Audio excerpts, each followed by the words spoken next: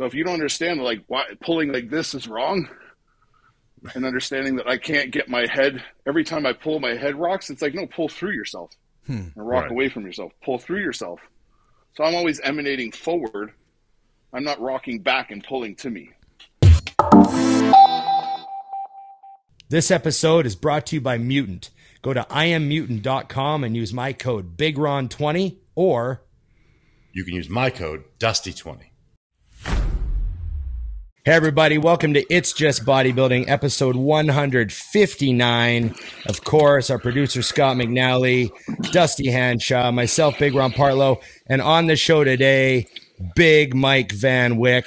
How are you doing, you beast? I'm good. How are you guys?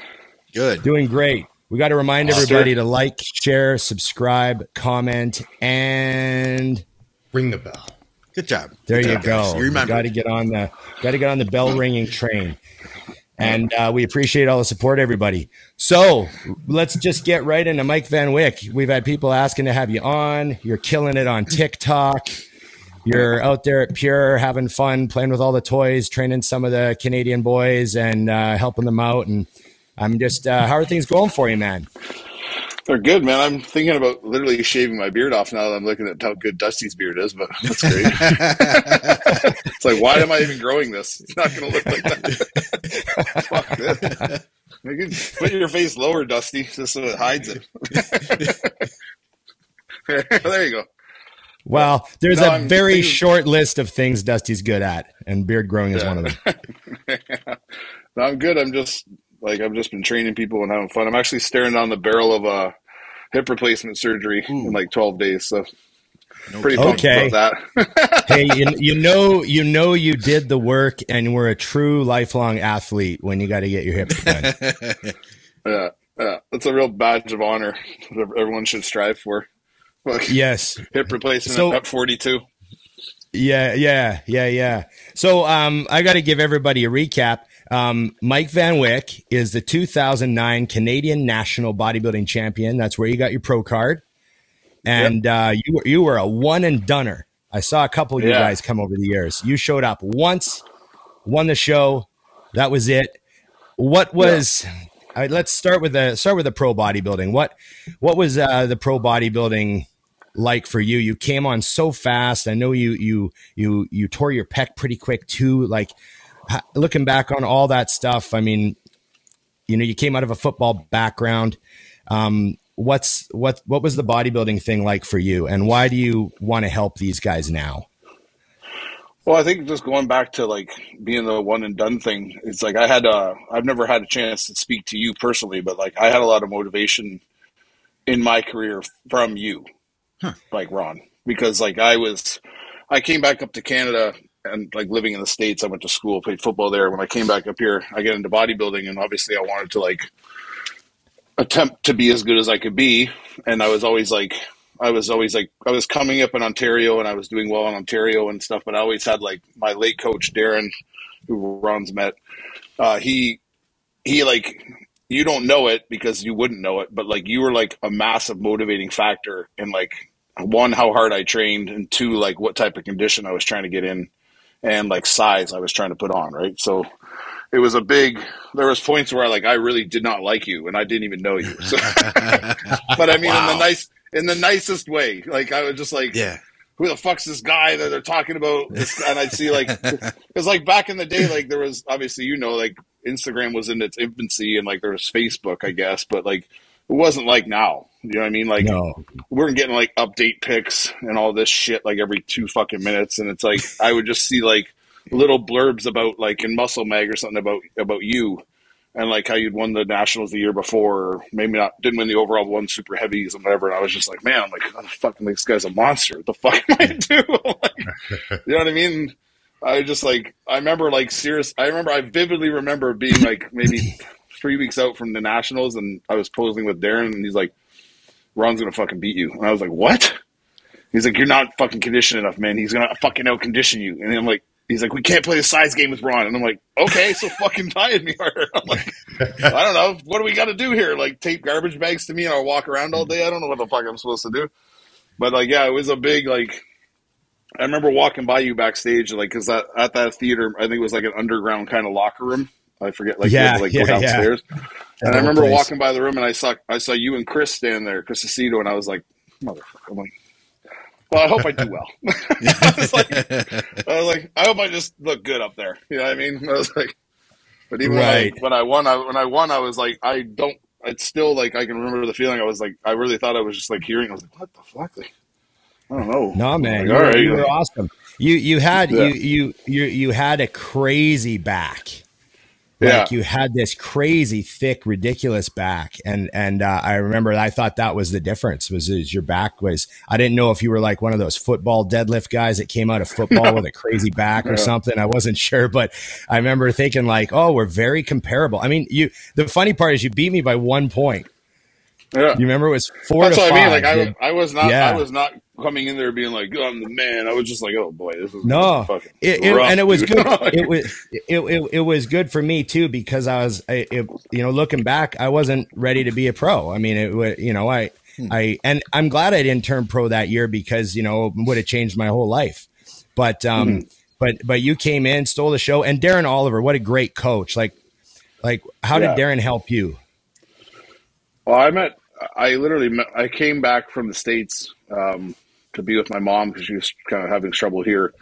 So I moved back to Toronto, and I was like bouncing. I was bouncing at like a fucking 2 nightclubs and like being a meathead like 5 nights of the week, bouncing people and shit. And I was like, I need to get a job that's kind of normal.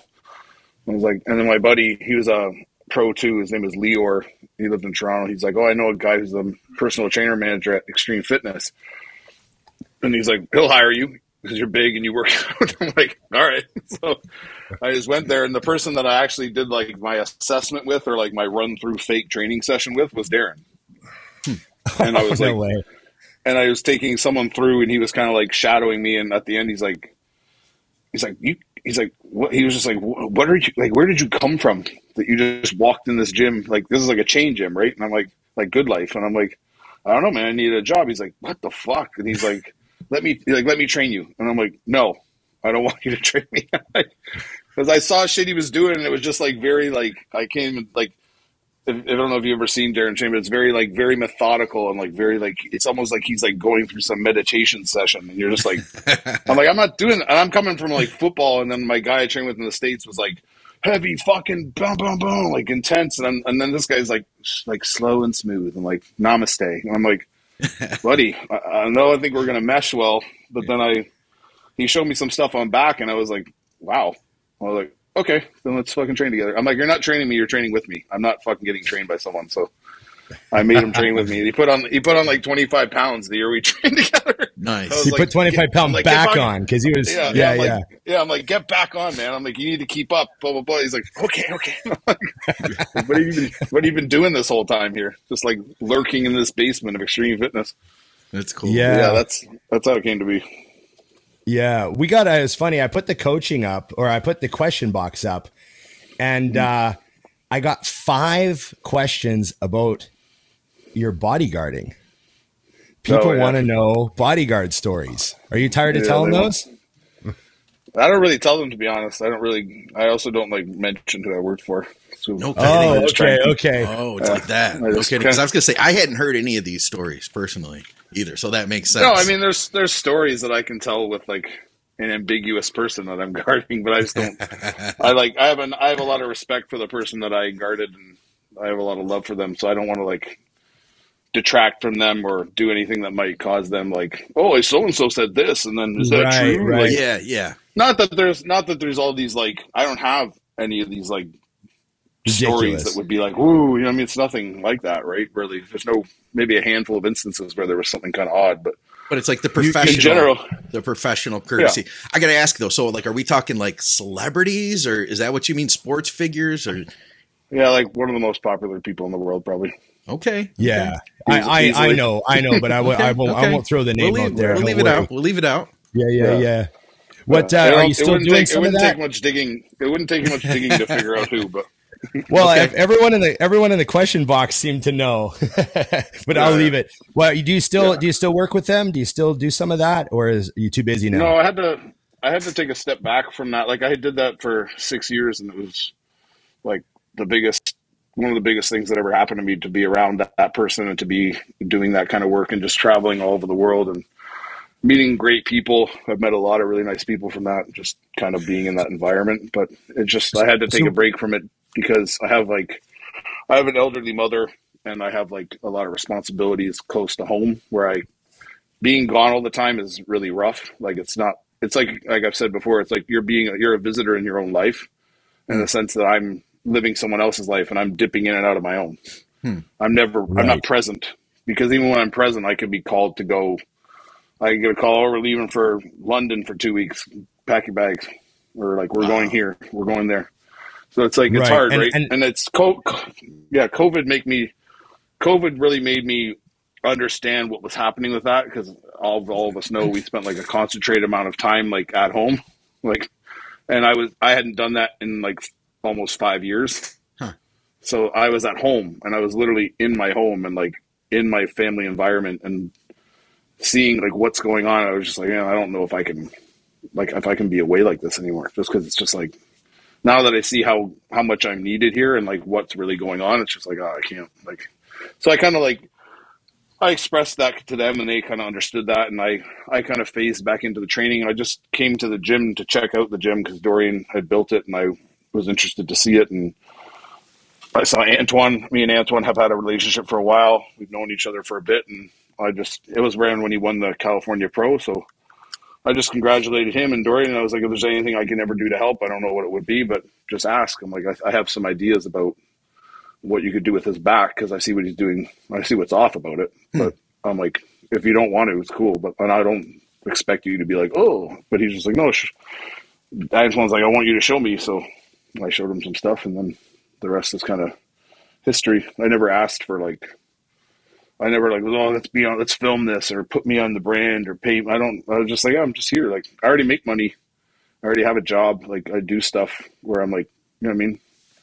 So it was just like fun. It was honestly fun for me. Like, if I could help, I'd love to help. If not, then whatever. And then I started helping guys like Regan. I started helping Quentin, and the rest kind of snowballed from there. So that's cool. Who do you think's the most talented bodybuilder you've ever worked with? Just pure talent. It's a tie, to be honest, between Antoine and Q. Both those guys. Yeah, no, but it is like, because like there's just something, like, you guys know, you guys love bodybuilding as much as I do. There's something special going on with Quentin. You can't deny that. If you know bodybuilding, you know that's a physique that's like, what are we waiting for that to be? Like, are we going to be, is everyone in 20 years and be like, oh, that's all Quentin did?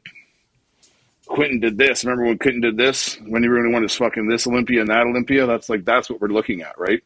If it keeps on the trajectory, that it's on. You know what I mean? There's nothing really standing in that guy's way. But when it comes to like Antoine, like there's no one that's harder working, and there's no one that's like as dedicated as Antoine. I've never met them. Like this dude is like next level, like almost borderline scary OCD, addicted to this, right? But it's how he functions and how he excels, right? I couldn't do it because I just don't care that much.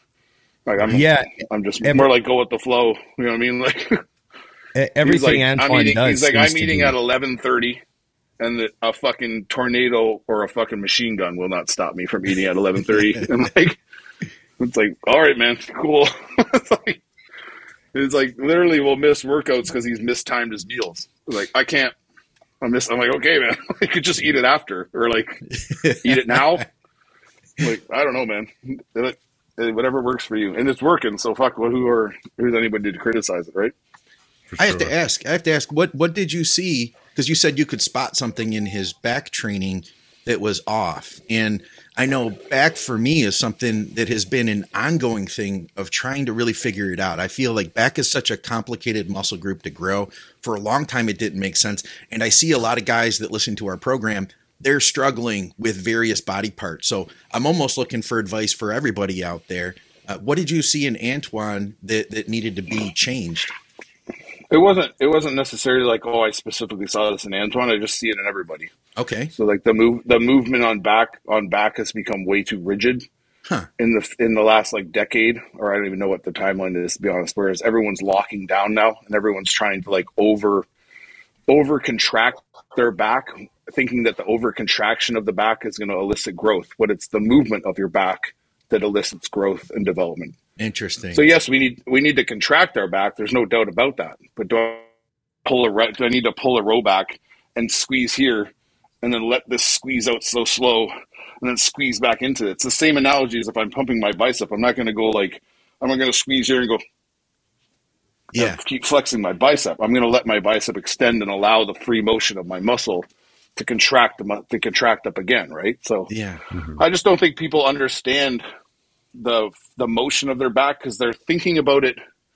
It's like when I try to break down movements and I think of different stuff, and I don't know if, like, I mean, if you guys have heard me say it, but it's like when they think about chest, like obviously our chest does not open like elevator doors and close like elevator doors, obviously.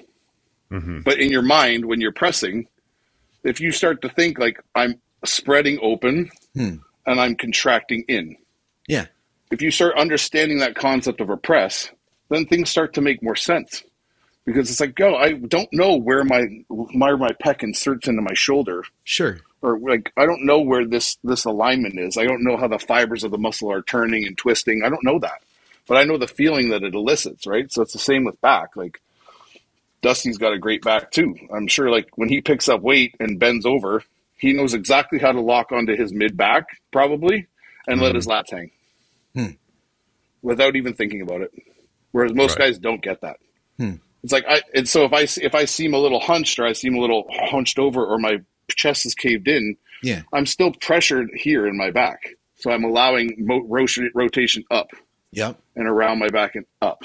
So I'm able to clear shoulders, lift sternum, and get up through my pull. Whether I want my elbows down, whether I want them open, whether I want them flared, it's going to elicit different contractions in my back.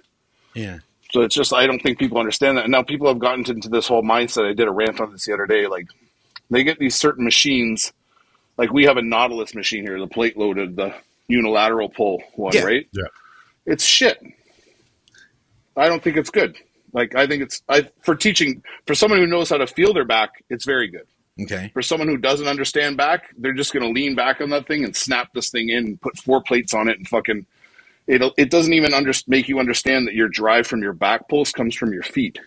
Right. It's like I have to drive, like if I'm doing a barbell pull, I don't just snap that bar up and hope that the bar moves. I'm generating force through my feet and driving my chest up through and pulling. And then I'm forcing weight back down into my feet and driving up through the ground and pulling. It's the same on a cable pull. I have my hip back. I have my foot, my weight generated forward, almost like I'm in a 3-point stance in football. And I'm rising up through this pull, right? So a lot of people aren't moving that horribly. It's just their hip position's off and their point of tension's off, and where they're originating movement from. So a lot of guys don't understand. If I'm using my hand to pull something, why the fuck am I just swinging my arm like this? I need to break my elbow and I need to pull. Right. And I need to get my chest up. How do I contract my back? I pull my elbows and back as deep as I can and retract my shoulders. Just like we all do on stage. When we hit rear lats, we all pull up and duck our head. And then push our head back through and pull our back around. What does that tell you? Why aren't you lifting like that? That's your sport. So if you don't understand like why pulling like this is wrong, and understanding that I can't get my head, every time I pull my head rocks, it's like, no, pull through yourself and rock away from yourself. Pull through yourself. So I'm always emanating forward. I'm not rocking back and pulling to me. That's the problem, right? Just people their sequence of movements off. It's not necessarily that they're stupid or there's something wrong with them. It's just like I've had an improper movement pattern imprinted on their brain. They can't get rid of it.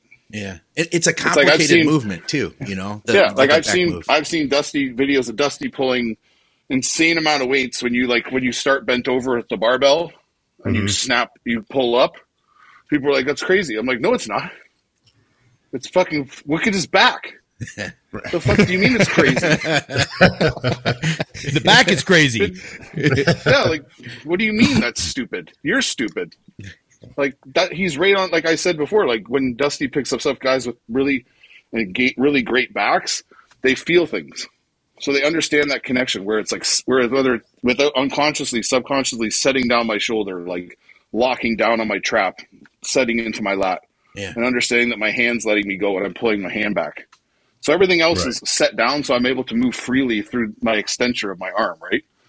It's the same thing if I get over a bar like he does, I could never do the weight you do in a million years. But like, if I stand up with it and I lock into my scap and I set my shoulders back and then I rock and snap up, the full extension just happens to be hitting the ground. That doesn't mean that you're killing the tension. Tension's still there because it's fucking pushing up through your mid back all the time to allow those arms to swing to be able to even pull that weight, right? Right. And guys they don't understand that. It's like if I make videos and I'm like, don't do things this way. Idiots do things this way, or whatever it is. It's because I'm talking to the idiot, not the professional guy who like understands where tension is and understands his range to like really rock on or like sit on a muscle. I'm talking about these kids who like pull down the tricep thing, put their head to the side and go, you know what I mean? Like, and they're just doing it because I saw Jay Cutler do that. Yeah, but Jay Cutler knows where his tricep is. If you give him a 5-pound dumbbell, he'll literally just be like, and rock with his tricep because he's so connected, right? He understands it. You guys are just like, put my head here, push down, right? And they're getting a pec pump and everything. Yeah. It's like you're not doing what you think you're doing. You're not seeing what's really happening, right? So I'm trying to when I give people advice or I set them into positions, it's like almost like I'm never talking to I'm not talking to Ron. I'm not talking to Dusty. I'm not talking to fucking Ian or any of these like top great guys. Right. I'm talking to you guys that are looking up to these guys and you're not understanding what they're doing. And you're not understanding that there's levels and you're not at that level yet. So bring it down and understand, and then you can move up. You've got a gift at it too, man. You've got a gift at it. Your ability to explain stuff is next level. I feel like to me, that's what is so interesting with like the stuff I've seen of you on YouTube and stuff and you know, your social media, but not everybody can explain things the way you just did. That's why I had to ask to get your explanation on that. And you make me want to listen to you because I don't want to make you mad. That's the thing. It's like people are like, you're like, when there's like, you need to just let it go, man. Let people let them live. I'm like, I'm not even mad. Yeah. Like, I'm not mad. This I'm is not just genuinely me. mad. It's like, you fucking barbell around. Like, it's like, I'm just like, it's just being passionate about something, right? So you end up speaking in a way that you're like, oh, he looks aggressive. It's like, no, I'm just passionate about it. Yep. If you want to talk to me about the fucking blinds in this room, I'll be like, yeah, that's blinds. I don't give a shit. Like, Right. you know what I mean? But it's something I care about. I'm like, yeah, man, no, like, this is what I think. I have an opinion on it. And I think that like I think people could do stuff better. And if I can help them, I'd like to. But if that comes across like, cause you're so soft and such a bitch that like, oh, this guy seems like he's yelling at me. It's like, change the channel then. Go to fucking TikTok and follow. That's your next shirt. Go to change the channel. Go to fucking TikTok and follow whoever the fuck's popular there. Get them to fucking, I don't know, like, these kids are crazy, man. Like, it's like the people that get it, like, I'm sure when you guys say stuff or you have an opinion on stuff or you show something, the people that get it, get it. Yeah, and then there's all these outliers, and I call them the people who wouldn't be in the gym unless they could record being in the gym. They have no desire to be there other than the fact to record the fact that they were there. So it's another activity in their life. Like, I'm a lifter too. Like, I went to the gym. Like, it's like all of us would still be in the gym if there was no smartphones, if there was no IFBB stage to get on, there was no pro shows to compete on, amateur shows. We just like lifting weights, man. Yeah. And that's predominantly what the society's made of, is people who just enjoy working out and want to look better.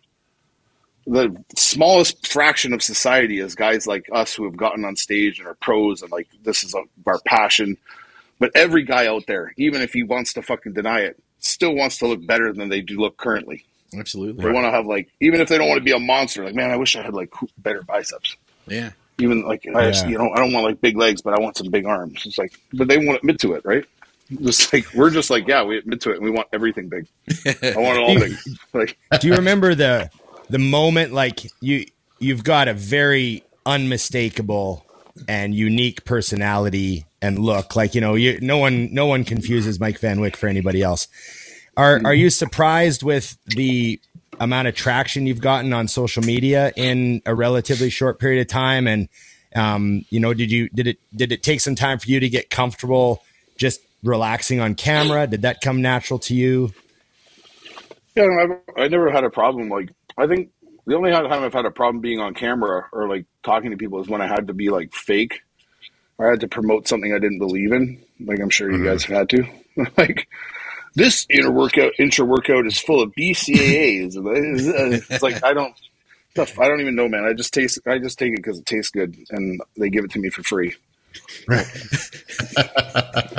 Like, and if I had to pay for it, definitely wouldn't talk about it because I'm having to pay for it. So it's like, I don't know. I never had a problem.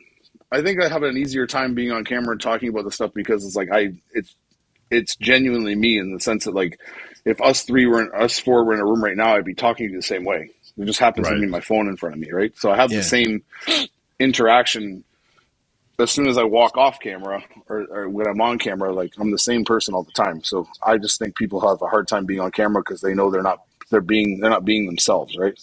I don't have a problem being myself. I've been myself every day for my whole life. So I just happen to have Alora. Like, I developed a really good relationship with Alora, who films for me and does the content for HD. She's like Big 3 Media. I just get along with Alora and I like her. So it's not like I have to like film with someone I don't like and I have to like pretend to have this rapport with them. Like, I'm literally like, come to the gym and turn the camera on. Let's just go. Like, I don't even have a fucking plan half the time. We're just wandering around. Like, and then she splices the stuff up and makes it look like I'm organized, but I'm really not.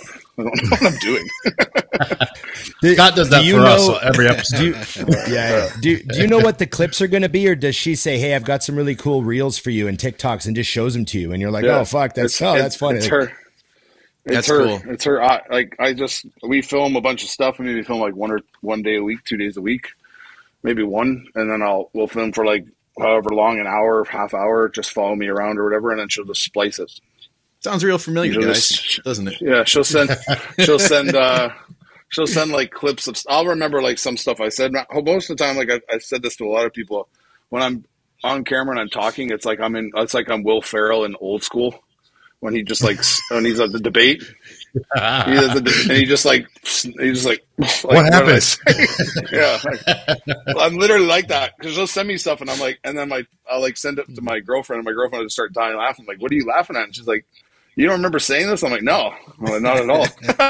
Like, no fucking clue. Like, I'm like, yeah, that's pretty funny, I guess. I don't know. Put that one up. But yeah, she does all the work for me, like in terms of like splicing shit but a lot of like. I've like helped her with like a lot of like we kind of work synergistically together in the sense that I want to talk about this. I want to show this kind of angle. Yeah. Because I just see that when people demonstrate stuff, like I have some stuff coming out next week. I think it's like I was doing like this bow and arrow type looking pull for like rear delt off a cable where you're like pulling down on the cable. And I was just noticing people were like keeping it way too close to their face. Like they were literally like, and then trying to pull their elbow behind them. Whereas opposed, I'm just dropping down on my forearm. Right. So I told her, I'm like, people aren't getting that because they're seeing it from this front-on angle or wherever you're rotating from. I was like, film from above it. Like, get an aerial shot. So it's like you can see how far the distance is of my arm away from my face and the path that the arm's moving on, right? Just to help, it's like to help people understand what, like, I don't think people are showing them that kind of shit. It's like, or like the diverging of like a dumbbell press and converging, right, from above.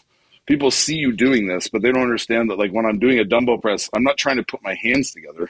Yeah. Right. I'm squeezing pec and driving through lats so hard that my hands drift together. So they don't bang. They're just drifting together because my pec is squeezing across my chest, right?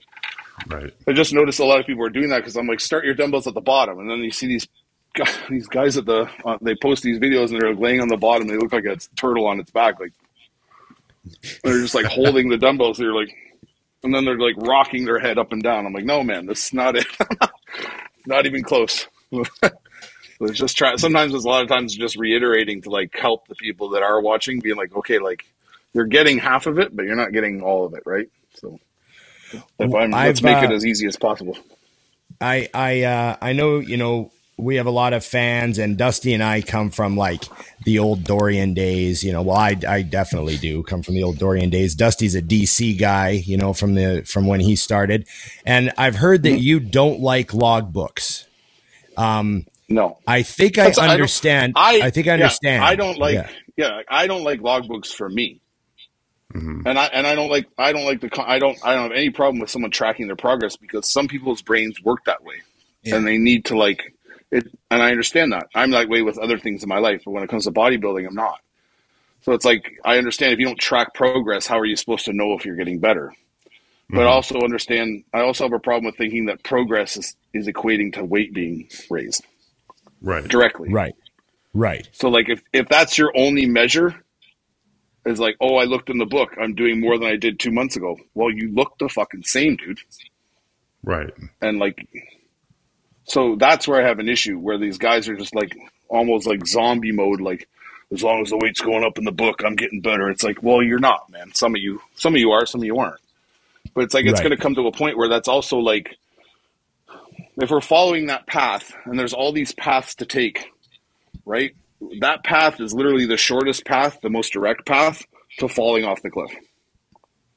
So like, I can only get so strong, and then what? Right. And I can only get so strong, and then honestly, something's going to give, obviously, but then I'm only nominally getting better all the time by like a pound, a half a pound. Like I'm dripping back in my logbooks, and I'm mentally fucked because I can't even do the weight that I did before. So it's like, there has to be some edge. That's a great measure. And I say this on other stuff too, like this idea, and I don't have a problem with progressive overload. I have a problem with progressive overload when you only think it has to do with weight. Right. Yes. And nothing to do with stress, nothing to do with like tempo, nothing to do with any other factors of like intensity or de-intensifying something, whatever it might be. But like, if you're not using all the tools you have at your disposal, or like you're understanding, I have all these tools, I'm going to play with these 5. I'm going to see what they do for me. Maybe I'll toss one, I'll grab another one. Maybe I'll get released too, I'll grab another one. Something's not happening anymore, right? So it's just, that's when the rigidness of the person who thinks that the logbook is saving them is what bothers me. I don't have a problem with people logging what they do, or keeping structured workouts, or following a structured path in terms of programming for training, because some people need that shit, and there's nothing wrong with it. Like, I need it in other things. Like, I need it with like tracking my money. Like, my like shit I got to do for the day. If I don't write it down, it's probably not going to get done, because I'll just be like, oh, whatever, didn't want to do that today. So I understand it. And like, that's what I'm saying. Like, you make these statements, and there's this thing on social media where you make these statements, or you take a snippet of someone, and they're like, he hates that. Yeah. He said it. He said it in a 30-second clip. He's fucking so against that. It's his number one thing he hates. And I'm just like, yeah, I don't really care that much. Yeah. The funny part is about it. The actual one of the questions is, Mike fucking hates logbooks. Ask him why. You know what's funny though is people, it's like I walk through the gym, and if someone's holding a logbook, I just slap it out of their hand. Fuck off, man. No logbook, nerd. Like, then you kick their camera over. Yeah. No, that was fucking huge. That was massive, man. Like, all these people that think I have such a fucking problem with tripods. I'm like, I just have an issue with them being in the way of people who are trying to do their workout. And I also have an issue with it if you're so narcissistic that you think you matter more than everybody. That you can put your fucking tripod in the middle of the gym. On a busy Monday. Have your friend, you can just have your friend film it. Like, film it. Go for it.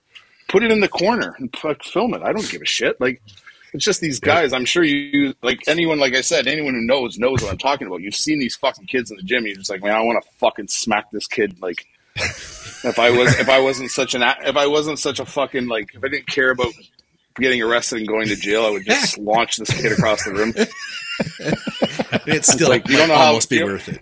You don't know how many times your life has been let go because, like, right, I've let you live. The big guy's just like, fuck it. Like, it's like the lion You're walks alive by because and I let fucking you. sees this fucking gazelle with its back turned, and it's like, nah, I'll let him go. not today, man. What do you find is, because for me, for example, like you're saying about the logbooks, What I run into in general with anything you post is I kind of got away from describing exercises a lot because I would, for example, one time I literally put in an entire write-up of how to execute a rack chin correctly, then a video and posted it. And I was immediately tagged in 500 of them as if they didn't read a single word. They don't. Or watch the video. And then I'm like, okay, I don't want to be a dick because I literally would have to say, like, that was fucking awful. I don't know where it's that bad. So I'm wondering with you, because on the flip, I mean, I do enjoy when someone's close and you're like, okay, you give them some good advice, they do a tweak and they're on their way. It's definitely enjoyable. But it's weird because I'm wondering, have you gotten better at getting people to at least, and again, I'm saying some, absorb the information and actually be able to use it? Because like you said, with logbooks, people are like, oh, the numbers are going up. It's like, yeah, but you had a 4-count negative a month ago. You have a 1-count negative now. Your rep range is 3 inches shorter. Like, you're not stronger. You're just cheating your ass off. Have you worked on perfecting that so it works? Yeah, I think that's why I come back to a lot of stuff that I say or I've said for a while now. I do like reiteration videos, or I rehash different things because I'm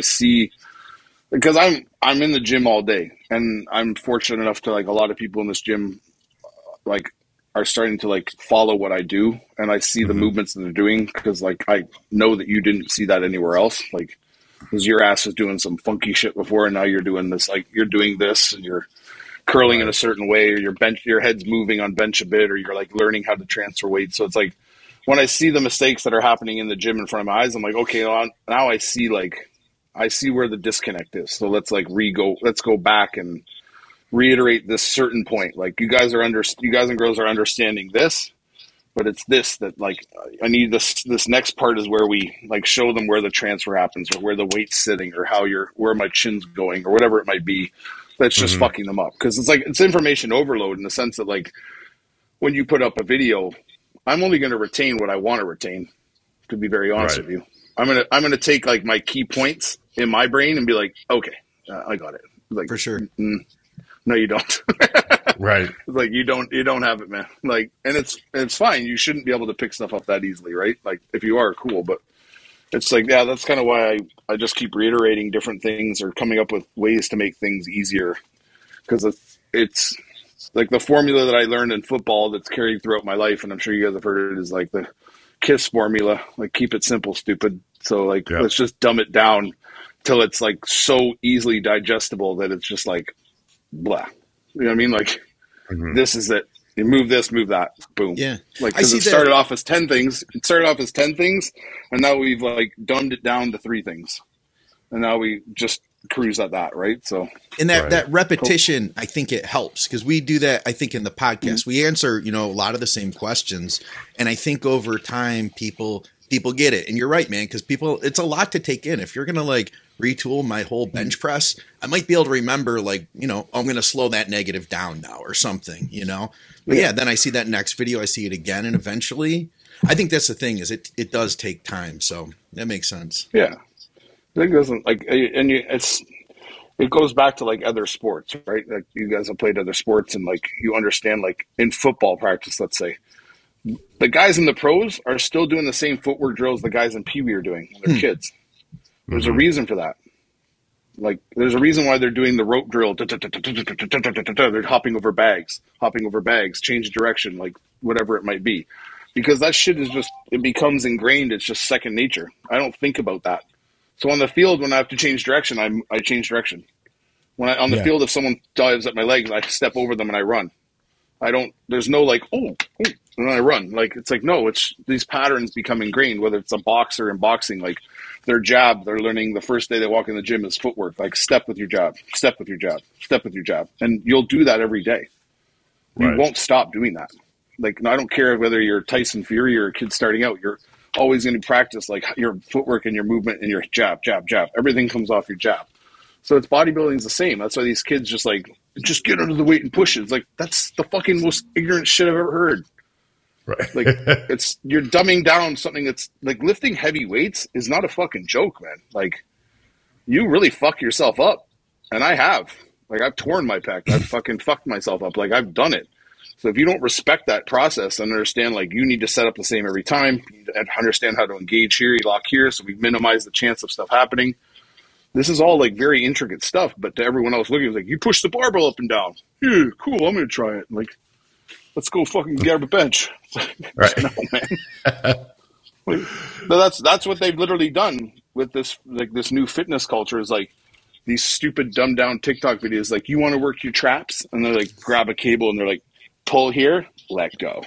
It's like, well, yeah.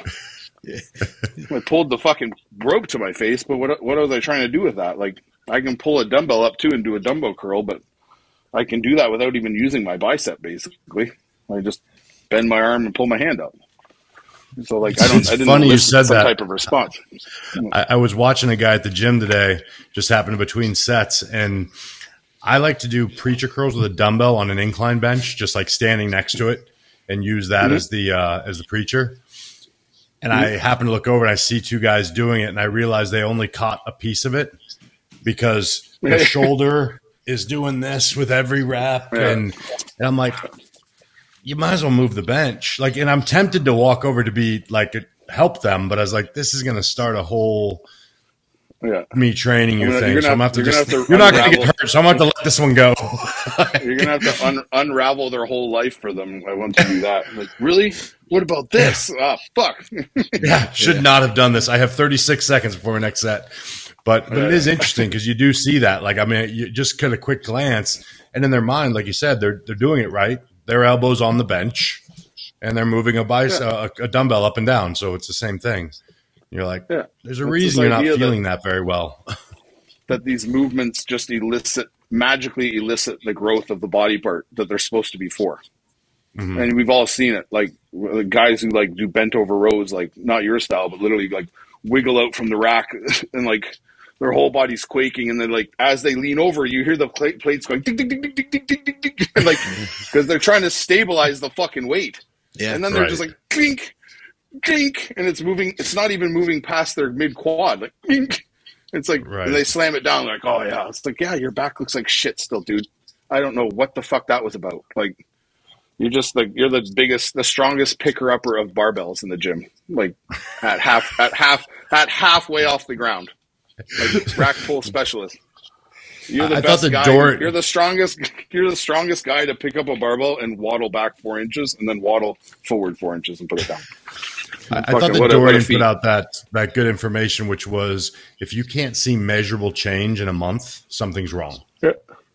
Yeah. It's a simple factor that I think a lot of people don't look at. Like, am I different this month than last month? Where? And if you can't see it, then there's a problem. Yeah. I think there's also something to be said where it's like, maybe if you're not visually seeing something, you're mentally and like physically, like you're connecting better. So like I was doing dumbbell curls before, and then I took this guy's style and blah, blah. Now when I do dumbbells, I actually get a bicep pump. Right. So like my bicep is fucking, I feel like it's going to fucking explode. Whereas last month, the only thing that hurt was my shoulder and my elbow felt weird. Right. But I didn't really feel a bicep pump, right? But now I'm just like, oh, now I understand where my bicep is. Okay, maybe now I can actually start moving some weight and like pushing myself a bit because I understand the muscle that I'm training. So like, let's make that connection. And if you're like an experienced guy like us or like guys like our level, if you've always had problems feeling, let's say your back, for instance, like we were talking about, it's like, okay, well, like let's revamp what we're doing. We can always go back to the bullshit. There's no problem. Yeah. Like we know the bullshit real well, but like, why don't we just like understand, like, let's start stuff in like half reps. If you have a training partner, start stuff in half reps where your shoulders already locked down and you're halfway into a rep where you should be. And let's rock out from the half rep and rock through the last half of the rep. So let's get those shoulders down and back, which is most people's problems because they're so fucking big up top. They can't even get these things to move, let alone lift their sternum. So like, let's get you in a position where you're already forced to be here, and then let's slide back through on an angle we can handle more. Because if we get too far forward, this happens again, then we go this, right? So we're tipping all the time. We're ripping into us. It's like, let's just lower the weight and see if we can get like that mid back to kind of like understand that it's supposed to like expand and then pull back in and understand that that's moving our arm, as opposed to like, we just pull things and hopefully something happens. It's like, it's not working. So let's compartmentalize it and put it into pieces, and then let's bring the whole thing back. Right. Yeah. It's the same thing with like pitchers in baseball, or like a quarterback in football. Like, they'll work on like step, and they'll turn their shoulder so they understand like where they're throwing from. Or they'll cock here and they'll just toss from shoulder. They'll do these like breakdowns of like form, and then they just put it together through motion, right? So it's like, we understand that your follow through, or like the angle of your arm when you throw, your elbow's not high enough. So we need to get the delivery to be up higher and throw down. You're down here right now. So we're just going to keep your elbow high and throw. So when you put it all together, your body's like, oh, we throw from up here now. Right. And it's a better throw, right? But everyone's like I've said before, no one's equating being athletic to lifting weights, but everyone lifts weights to be more athletic. Like, everyone does. Off-season training in football, off-season training in golf. Guys are squatting, guys are deadlifting, guys are doing all this stuff to become more athletic, bigger, stronger, faster, to do dynamic sports, but they're not treating the work that they're doing to be more dynamic as dynamic itself, which is insane. It's like, of course more goes into a back pull than just pulling your arms back. Just like more goes into a golf swing than just going like this with your arm. Right. Yeah. Right? So it's like, getting people to understand that is like, they just want to like, I think that's where like the rigidness came from, the stiffness of the sport. Like, just get locked down and pull and be rigid and crank your neck so hard you look like you fucking are about to have an embolism. And you're just like, it's just going to magically happen for me. You know what I mean? It's crazy. What about the mentality of all this? You know, being around for a long time, we've talked about this on the show. I mean, we've seen people at the high levels that were just so mentally chaotic that we couldn't believe how good they were. And then we've seen people that had it all together, like everything, and they're at that high level too. And it's you know, what about your the people you've coached and stuff? How do you feel about like the mental aspects, and what's the most important thing to be a good bodybuilder? I think you have to have a good mix of like, you have to be like, if you're a well-rounded person, you're grounded and you understand that, like, I think the guys that take bodybuilding as being fun do a lot better than the guys who take it as like, this is my job and like whatever. Like, you should still have that framework, but you should also still be enjoying it, because at the end of the day, it's what you love to do. And the guys who love to do it, therefore it's not a job. Yeah. So yes, we may become like a little obsessive about like our meal timing, or how we take our supplements, or like how we schedule our gear and like our off times and this. So you should care about that stuff, because that's all the nuances of what we do, right? But it's like, at some point, it's just like, you also have to just like be like, man, I'm doing especially if you're making money doing this sport, like, and all you got to do is go to the gym, like what you would do anyway. I think some guys need like a reality check. Like, this is a fucking cool thing, man. This is like a very cool thing to have in my life. Like, that I don't have to. The biggest stress of my day is what time I train. Like, right. And the rest of my day, I just like chill out and eat food and like wait for the next workout. Like, see what's on Netflix. It's just like, I just think a lot of guys they get a little too wound up. And I think that's why guys who are so wound up and so enamored in the process and like over analyzing and like hyping, like everything they do is like hyper analyzed and hyper thought about. You almost see these guys like they start to crumble. Yeah. And they start to like, when they get closer to the show, they start to unravel because something happened that was off schedule. And it threw them into a fucking tailspin. And they're like, oh my God, I fucking had to wait 2 extra hours to eat today. I'm flat. I'm shit. It's like, you're really not. You just think you are, and now you're mind fucking yourself into like this fucking highly stressed state where you're just freaking the fuck out. It's like, just like go with the flow, man. Be pliable and like understand that like this sport is supposed to be fun, and whether you eat your meal at 1 or you eat your meal at 1:30, it's gonna be okay, man. Like, everything's fine. It's not that big of a deal, dude. Like, if you're not having, that's why. if you're like having that right. little fun with the sport, you're not going to do it forever. You're going to, you know what I mean? Eventually it's like, man, this is just not fun anymore. I'm going to do something else. Yeah, it's like me. Like, I'll never compete again. I'm getting hip surgery. I have a torn pec. I tore my bicep, all this stuff.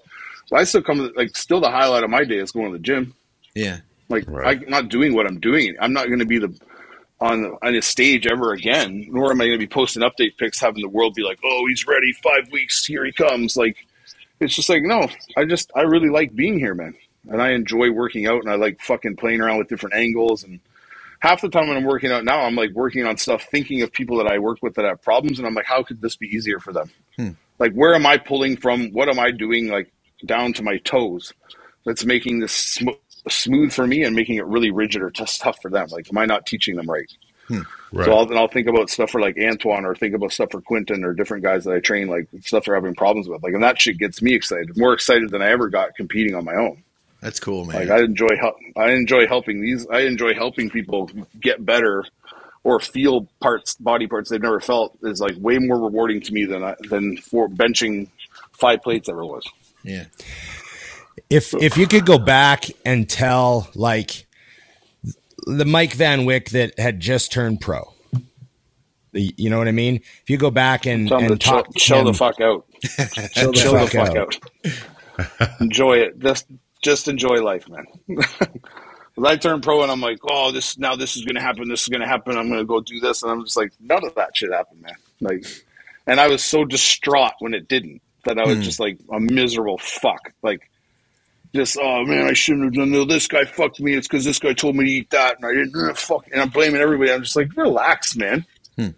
Like, if you relaxed and you weren't such a fucking stress bag, maybe I wouldn't have popped my pec. Like, maybe if I wasn't an idiot, and before I went to the Olympia Expo, because I'm stupid in my mind, I'm like, why don't I shoot all my juice now? So I in my mind. Yeah. I'm bigger at the expo. So I'm going to jam fucking 5 cc's in each thing, like in my shoulders. Then I'm going to hop on a plane, and my fucking shoulder is going to blow up like a balloon. And literally I can't move. And then literally I can't move the fucking thing. So then I get off the plane. I have a fucking flu that I got when I landed. Literally got it on the plane, landed sick. Yeah. And then I go to the animal breakfast the next morning. Like, you still want to do the 200-pound dumbbells? I'm like, oh yeah. I was like, that was the decision right there that altered everything. Oh shit! And like, then the real thing that altered everything was that I went in the cage. I was all fucked up. I put all this hot rub on me. I think Sam Bird, powerlifter dude, gave me some fucking hot rub. I thought my skin was melting. It was so fucking hot. I was like having a panic attack just to get my shoulder like moving enough, right? And then I'm like, I get up there and I did the 150s, and like didn't have anything between the 150s and the 200s. So like, you wanted to do 150s again to warm up? And I'm like, of course, stupid answer. Yo, I'll just go to the 200s. So I'm like, fuck it. I don't want to waste my energy. So I fucking kick them up. I kick one back, and I dropped one. I've never dropped a dumbbell in my life, ever. I've never dropped a dumbbell on a kickback, even to this day. I dropped the fucking thing on the right side. Like, if that isn't divine intervention being like, do not do this. You're about to hurt yourself. Yeah. And in my head, I'm like, oh, fuck it. It's my belt. That's the problem. So I take my belt off, like change something. And I literally fucking kick it up. As soon as the right one opened, oh, jeez. I'm like, in my head, I'm like, why didn't I just leave it there? Why didn't I just leave it when I dropped it? Like, what in the world was I thinking? I actually remember I was walking. I was like running to the bathroom from the Mutant booth, and I came around the corner, and you were standing there, and you had like an ice pack on your shoulder or your pec or something. And I go, hey, Mike, how's it going? And you turned to me, and you had like this look of shock on your face, and you go, I just tore my pec. And I was like, oh, no fuck. Sorry to hear, man. Like, yeah, I remember that. Yeah. The best is that I popped it. I tore the muscle off the muscle. So it was a muscle rupture. I didn't pull the tendon off. Ooh. But I had a hole in my chest. So I'm like, immediately when I dropped the dumbbell, I grabbed my chest. It's like, fuck. And like, I can feel that there's something wrong. So this, I forget who it was. I think it was Bobby Fields, who was like with Animal back in the day. He's like, it's just a cramp, bro. Stretch it. This dude grabs my arm, rips it back, and starts pulling on it. And I'm like, bro, it's not. I'm like, it's torn, man. I'm like, what? He's like, no, you'll be fine. You just stretch it out. I'm like, like if it wasn't torn then, you just tore it for me. So thanks. I was like, you gotta love Animal though. God bless them. Fucking great guys. Always trying to help out. Always trying to help out. Oh man. So chill the fuck out. What about the actual state of pro bodybuilding right now? What do you think of, I mean, pro bodybuilding's been through a lot the last couple of years. What do you think of, you know, where we're at? I mean, I'm just a fan of the sport. I'm not a fan of the judging. I don't think anyone is at this point. There's a lot of weird shit going on, I think. I won't get into that because I don't want to talk shit and get people I know in trouble. So it's like, it's just questionable shit going on, right? Like, it seems to be getting more and more political as we go. And I don't even know what the agenda is, because it doesn't even make sense as to what the agenda could be. But it's like when you're trying to, like, for instance, like Quentin on the weekend got beat by Andrew Jack. There's no question. Andrew Jack looked insane. He's a fucking freak. Quentin will be at that state one day, right? But it's like, you have to understand, like, if you guys are going to promote this sport and we're going to get this sport back to like the Ronnie days, the Dorian days, even the Phil Heath, I guess you could say, days, like where there's like a reigning champ, there's like interest in the sport, there's someone that transcends the sport, where like people know who Mr. Olympia is who don't even follow bodybuilding, right? Right. Like, you got to start looking at people that are going to do that and create that pathway for you. And there's guys like Quentin, there's guys like Andrew Jack, there's all these guys coming up. You're not doing a good job of promoting them. There's nothing like being done to push these guys and show like, this is what this sport is. Look at it. Especially if you want to, like, a guy like Quentin or like Andrew, like tiny waist, fucking crazy shoulders, crazy taper, like beautiful physique. It's not like they're not these blocky monsters anymore, right? That everyone's complaining about. We're like turning into, there's real freaks out there that are just beautifully aesthetically pleasing, right? Yeah. And you're promoting little midgets who are like, and like, yes and no. It's like, well, are you wanting everyone to just go to Classic and not give a fuck about bodybuilding anymore? Because that's what it seems like to me. Mm-hmm. It's like they know that the money is in Classic, because the average guy thinks in his mind he could be Classic, because they perceive, oh, it's just not like, it's big, but it's not that big. It's like, have you ever stood beside Chris Bumstead, you fucking clown? Do you know how big that guy is? Do you know how big that kid is? Like, that's not normal. That's not attainable by you in your little Gymshark outfit in the gym. Like, especially at the work ethic you have. Some of those men's physique guys at that level, like, they're monsters at this point. You know, dude, backstage at the Dallas show this week, the men's physique guys were all getting ready, and I was like, damn, I was looking around. You know what it's like? It's like in fighting when, like, you see like the 6'4", 160-pound guy, and he drops down to that weight class, and he's just like this monster who just pummels people because he's not supposed to be there. Like, why the fuck are you there? How are you that weight? That's what's happening with these like men's physique guys. Are like, I could do bodybuilding, but fuck that. Like, I'll just put these shorts on and fucking. It's like their upper bodies are insane, dude. Yeah, they are. It's like you're a full-grown Olympian in board shorts. It's like I thought they're just circumventing the way, right? They're just like, I'm gonna get in there. I'm gonna fucking get them. I had a client actually that said the same thing, Mike. He's newer, spent about 2 years bodybuilding, and he said he wants to pick a division. I said, well, what do you want to do? Like, I don't care about what you're made for. What do you prefer? And he said, well, I want to be realistic. I can't see myself becoming Ramy, but obviously Bumstead is attainable. And I was like, get the fuck out of here, I would have said. But because that's the thought process. Like, he was dead serious, because it's not 320 pounds of sheer muscle that it must be no big deal. I was like, oh, let's do that. I'm like, well, best of luck to you, dude. And I'm going to raise my rates if you pull that shit off. So Fuck. What about your favorite pro bodybuilders? You know, when you were a bodybuilder, who did you look at and go, man, that guy, fuck, that's like the killer physique? Oh, I loved Ronnie and I loved Dorian. I like Flex Wheeler a lot too. But like Ronnie and Dorian were my. I still think Ronnie's the best bodybuilder ever. Like I'll debate agreed. that with anyone.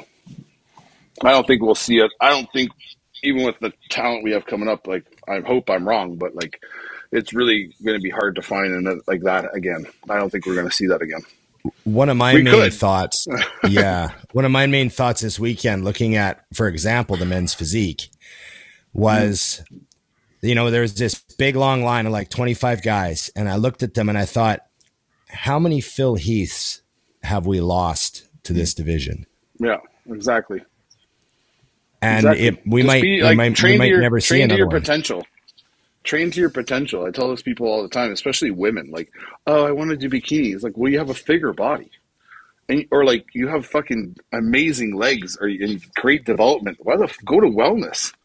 Go to women's. Like, why are you limiting yourself? Why are you putting yourself in this hole? Like, because you want to fit into this stupid category, which is completely fucking useless at the end of the day. And like so fucking subjective and political, that fucking bikini division. Like, it's tough. You're comparing beautiful to beautiful. Oh, this one's more beautiful than that beautiful one. It's like, all right, like, I don't know. Like, anyone up there could win.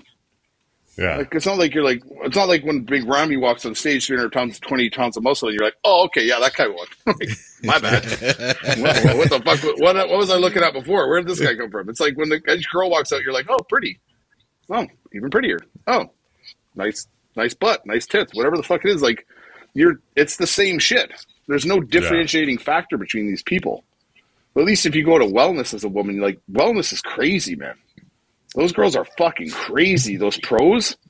Oh yeah. That is crazy development, man. Like some of the best bodies in pro bodybuilding are in wellness and women's physique.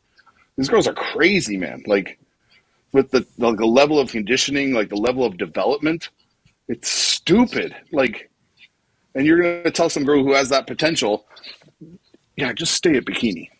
It's like, no, just go do what you're meant to do. Like, do not hold yourself back. Don't be afraid. Do you get like, I guess what do you think when you hear someone, let's just say a bikini competitor, talk about it as a career? What's your main right? Because because where's the money, right? Yeah. Do what? OnlyFans? Then yeah. That's about Good business. It is a good business. It's a great business. The thing that people don't realize is if you haven't made money in 24 months, you have a hobby, not a business. It's very simple. Yep. That's every business. If you attempt a business and 24 months in, you're not in black, you don't have a business. Then you have to approach bodybuilding the same way. Doesn't mean you can't keep it being your hobby, but you better figure out what your business is also. That's why I say to everybody, I'm like, these bodybuilders and these competitors, these girls, these figure girls, bodybuilding, amateur kids, get a fucking job, man. Get a fucking job, start a business, whatever it is, something that makes you money where you're able to do this thing you enjoy as a hobby and it doesn't make or break you. Like, have income. You're in the gym an hour a day, 2 hours a day, whatever it is. Do it when you have time, work, and make money, and hustle the other fucking 23, 22 hours of the day. Whatever you have that you're not sleeping. Like, why the fuck are you thinking this is going to lead to something? You're not, even if you're top guy, you sign a fucking $10,000 a month contract with whatever brand. Do you really think that's enough to sustain you? Because you're not getting that for life. You're getting that for a year or two, whatever it is. And you're going to blow through that. That's not a lot of money in this day and age. So what's happening? You're not saving every penny of that. If you were getting that 10 grand and you had a career or a job and that 10 grand was just banking itself, cool. That's like nice little extra income on the side, right? But if you're relying on that to live, that's going to move quick, man. That's going to be gone. But these guys don't see, like, it's like they don't see they don't see past the front of their nose. It's like, I just want to lift and be good. It's like, well, you can do that and have a job. It's possible. There's a million people doing it. There's a million average Yeah. people like us or whatever, like just going to work and then going to the gym after and look better and fucking are healthier and more talented than these kids who spend their whole day in the gym and then the rest of their day making stories on Instagram about their supplement company. It's like, because they're just doing it like it's a part of their daily routine. It's not their life. It's madness to me. I don't know where this came from, where they told these kids like, oh yeah, there's promised lands here. Like you go turn pro and like it's like entering the fucking NFL draft and you're getting a signing bonus from the Buffalo Bills. Like, and your entry level contract is $1 million. Like none of that's happening. Your life doesn't change at all. You got to pay for your card. You get to hold a fake card up that you won and take pictures with it. And like you should hold it up being like, this cost me money. It didn't make me any. Like, I paid for this and I paid to enter the show and I paid for my suit and I paid for everything, a hotel room. Everything cost me money on this journey, but I'm so happy to be here and look how far I've come. It's like, it's crazy, man. Like, nothing about it is beneficial to you. If you're at Olympia level, cool. You're making a shit ton of money if you're winning the Olympia. But again, how long are you going to be Mr. Olympia for? And there's guys on stage at the Olympia that have no contracts. They're there on their own dime. Yeah. Yeah. Yep. You know, what you mentioned, obviously, Darren Oliver, you know, coaching you when you started bodybuilding. Who else have been your main influences to how you know, think and train and, you know, even your mental approach on a day-to-day? Like, is there someone out of bodybuilding who's a mental influence on you? Or, you know, are you watching Gary V videos all day long? You know, like No. who do you like? Like who do you kind of give credit to helping you? I don't know. I mean, I draw inspiration from a lot of different people. I draw a lot of inspiration from people like in my personal life who are successful and like successful businessmen, like they're entrepreneurs or they're guys who own different restaurants or are involved in different businesses. I see their work ethic and I kind of like understand what it takes. So I try and kind of emulate that in my own life. So it's not really like I'm not looking at, there's no one like that I could name that you guys would be like, oh, this guy. It's just people around me. I'm blessed to have really good people around me that I have a lot of love and respect for, and they teach me a lot and show me like how to be and just kind of molded me. And I've always been strong-minded myself. So if I get something in my head and that's what it is. No one's really convincing me otherwise. So What about, I got a bunch of questions about what's Mike's first tattoo and what's his newest tattoo? my first one was a stupid swirl. It was in the middle here. It was off the wall in a tattoo shop. And the last one I got, I think, was it was the skulls on my head, like the background around the W. Skulls on his skull. Skulls on the skull. Weird. When did you sort of decide you were going to like really go with the tats? What, like, you know, how much of a break was there between tattoo 1 and tattoo 100? I knew I was going to be covered eventually. It was just a matter of income. So how am I going to pay for this? It is an expensive little hobby. So the more covered I get, I get is like in my mind, I'm like, oh, look at me, I'm making money now. I can actually afford this. It's a flex. That's actually funny. That is funny. Instead of buying a fancy watch, just get more tats. Well, fuck that. It's It's valid. That's not going to keep you warm at night. What motivates you? I got these forever. Huh? Yeah. What motivates you on a day-to-day basis? What motivates you? I want to be able to take care of the people that I love. I want to be able to provide for my girlfriend. I want to be able to provide for my mom. I want to just be able to like live a good life and hopefully own 100 dogs one day in a beautiful home and out in the country and be far the fuck away from everybody. So that's about it. I mean, I don't have like these grand like I want this, I want that. It's just like, just be happy and be able to like take care of the people I love and not struggle. You know what I mean? And help people along the way. It's a pretty basic desire. Nothing too crazy. How many dogs do you have now? 4. There you go. Damn, okay. Yeah. What are they? What are kids, just dogs. I have a bully, so like a pit bull, and then I have a French bulldog, a Pomeranian, and I have a house. So my mom lives on the main floor of our house. She lives on the ground level. She has her own every area and stuff. She has a puggle, so we have 4 dogs in our house. Nice. So it's a packed place. There's a fucking zoo in there. Thank God it's like spread out nicely, so you don't feel like there's just dogs everywhere. But the Pomeranian runs the house, and the other 2 just sleep all day. So. Tell us about your T-shirt launch that you just did. I see you're wearing one of them. Yeah, it went well. I ended it today. I think we sold it was like almost 1,300 T-shirts. Nice. It was pretty good.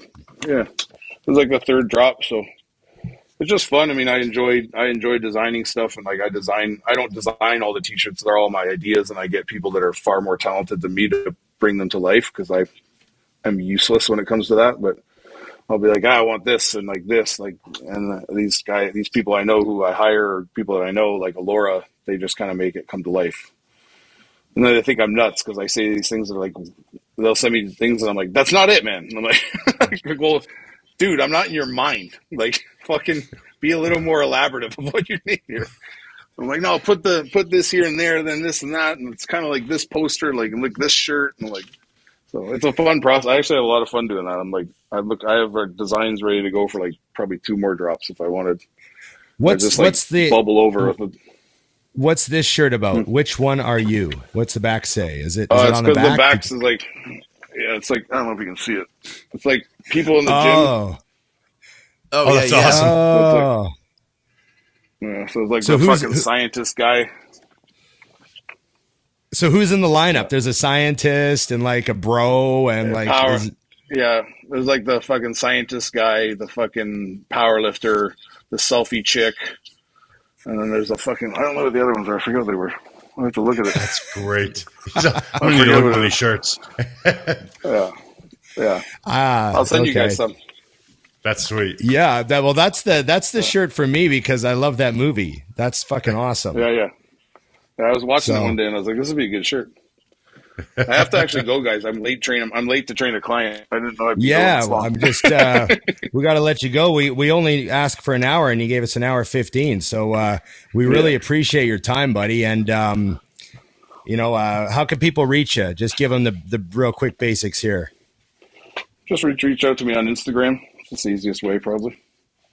Okay. I'm sure they already know you. I'm sure they already know you, but I'll have links in the description, guys. Yeah. All right, Mike. And Dusty, appreciate you. I'm happy to see that Dusty's feeling better. I was following along when you were going through all that medical trauma, you, man. all that shit that happened to you, man. No, it's really awesome. I'm happy that you're feeling better and bigger than ever. Bigger than all of us. Appreciate you. It was a pleasure, guys. All right, thanks very much, Mike. Take care, man. Thank you, man. Bye. Well, there you go, Mike Van Wyck. That's fun. He's busy as shit out there at Pure. He's a real good guy.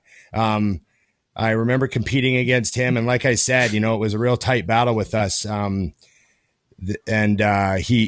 beat me that year and took home the pro card. And I remember just thinking, fuck, that back double bicep. He just had those real thick lower lats that came out of his hips, And and I thought, man, that guy looks like he's been like deadlifting or doing something for football, because I knew he came out of he was like a lineman, and just a big dude. He's like my height. He might even be a little taller than me. Like he might be another inch taller. He's a really big guy. Like, when a guy that size shows up in shape, you're like, oh fuck, he's big. Like, it takes up a lot of space. So, and of course, when I knew him, I think he only had like one arm tattooed, Right. And then I remember I saw him in the gym and he was covered in tats. And his joke was, he's like, yeah, I had to do something to make sure I didn't do something dumb and get on stage again. Dennis James says the same thing. That's why he got both his arms done in his pec. He's like, they kept me retired. Yeah. Well, we want to remind everybody, like, share, subscribe, comment, and ring the bell and ask questions in your comment for the next episode. Yes, for the next episode. Okay. Thanks, everybody. And remember, it's just bodybuilding.